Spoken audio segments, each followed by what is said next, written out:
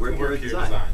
Have you ever stopped to think about the water that you consume every day, one that's on your table right now? We use it for everything. We use it to cook, we use it to brush our teeth, we even use it to take care of our lawn. And yet, how often do you really stop and think about the quality of this product? For that, it's always clean, it's always safe, and it's always easily accessible. That's not the case in the vast majority of the world. Some people don't have access to the basic infrastructure that we take for granted every day. And for that reason, they're seeing their lives drastically shortened by it. We believe that we can make a change in these people's lives, and that's what the presentation is going to be. We all know that water is a problem. Did you know that 80% of the illnesses in the developing world directly related to poor water sanitation?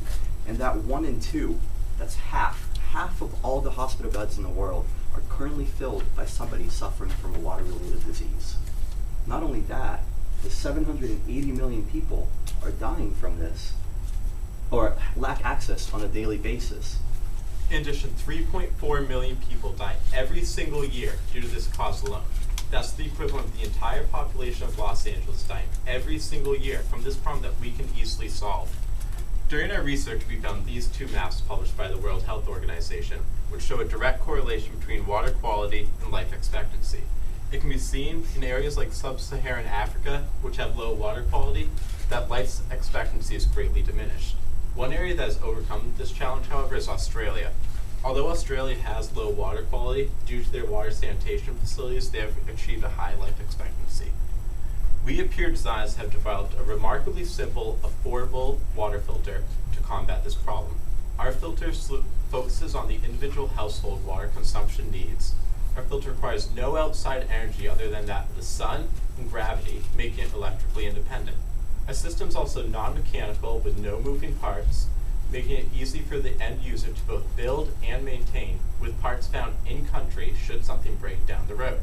Our system is also scalable to meet user needs, unlike many current solutions. Also, many current solutions don't take out everything.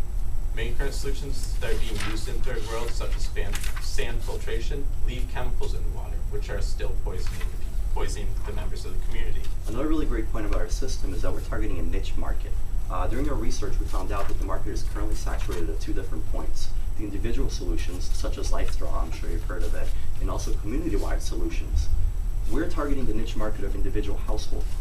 And for that reason, we've already reached out to certain communities.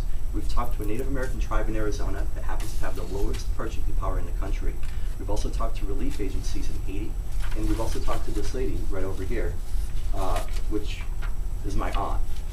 This is the village that she lives. This is her water source. And as you can see, it's not very clean.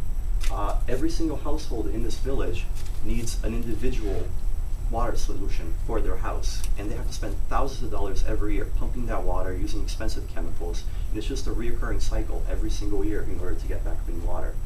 When I talked to her, she seemed really interested in it, and I feel like if we can get into a rural area like this, there's so much opportunity to grow. Another really good thing about Brazil is it has the most amount of water per capita in the world, but they don't have the systems to treat that water.